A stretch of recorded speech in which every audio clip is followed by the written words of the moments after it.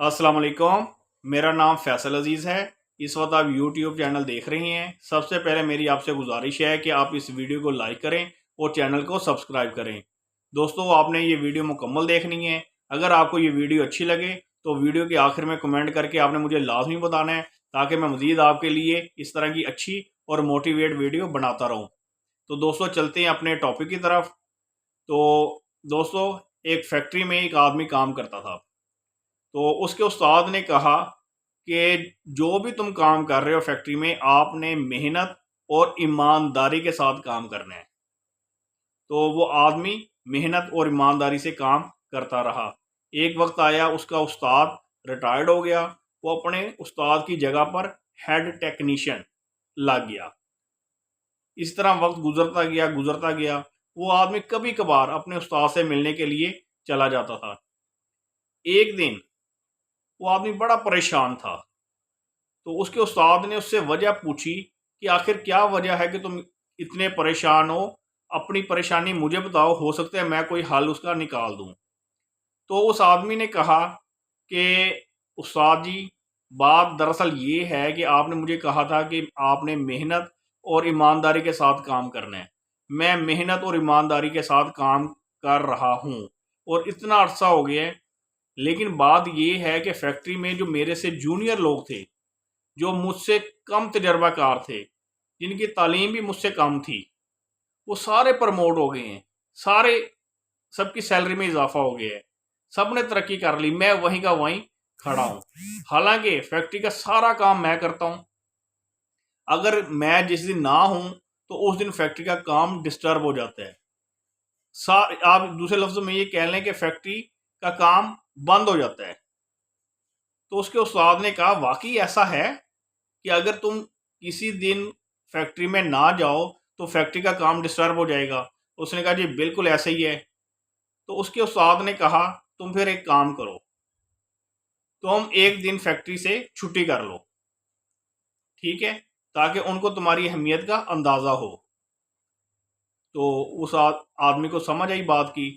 वो जाता है, अगले दिन फैक्ट्री से छुट्टी कर लेता है। जब छुट्टी कर लेता है तो उसके अगले दिन जब वो फैक्ट्री जाता है तो फैक्ट्री का मैनेजर बताता है कि कल चूंकि तुम लोग, यानी कि कल तुम नहीं आए, तो जिसकी वजह से वो लोगों को काम समझ ही नहीं आ रहा था। जो काम तुम आसानी से कर लेते थे वो लोगों को समझ ही नहीं आ रहा था। इस वजह से फैक्ट्री का काम काफ़ी डिस्टर्ब हुआ है। तो फैक्ट्री की जो मैनेजमेंट है, उन्होंने सोचा है कि तुम्हारी तनख्वाह भी बढ़ाई जाए और तुम्हें दीगर अलाउंस भी दिए जाएं, ताकि तुम मज़ीद मेहनत और लगन के साथ काम करो। और तुम्हारी प्रमोशन भी फैक्ट्री वालों ने कर दी है। वो आदमी बड़ा खुश हुआ कि ये तो उस्ताद ने मुझे जो बात बताई थी, उस्ताद का तजर्बा था, काम आ गया। तो इस तरह काम चलता रहा। फिर उसने जब अपनी तनख्वाह बढ़ानी होती थी, उस आदमी ने, वो क्या करता था, फिर छुट्टी कर लेता था, फिर छुट्टी कर लेता था, फिर छुट्टी कर लेता था।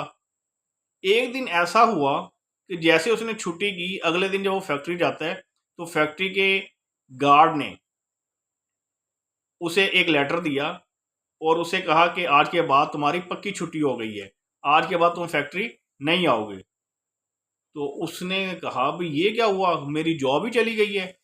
वो दोबारा भागता भागता अपने उस्ताद के पास आया और अपने उस्ताद को कहा कि जी देखें जी, उन्होंने मुझे नौकरी से ही निकाल दिया। तो उसके उस्ताद ने कहा, बेटा आपने मेरी बात पूरी कब सुनी थी? अगर आप मेरी बात पूरी सुनते, फिर है ना, आपने मेरी बात अभी आधी सुनी है और उसी पे अमल कर दिया। आपने मेरी बात पूरी सुनी नहीं। बात दरअसल ये है कि जब एक बल्ब है ना, बल्ब जलता रहे तो कोई भी उसका नोटिस नहीं लेता। ठीक है, अब इधर भी एक बल्ब जल रहा है, ठीक है, तो इसका कोई नोटिस नहीं है। लेकिन अगर बल्ब बंद हो जाए तो हर बंदा नोटिस लेता है, ठीक है। लेकिन एक बात याद रखो, अगर बल्ब बार बार कभी बंद होता है, कभी जलता है, कभी बंद होता है, कभी जलता है, तो फिर वो बल्ब ही चेंज कर दिया जाता है, ठीक है। तो बात ये है, इस कहानी में दो सबक है।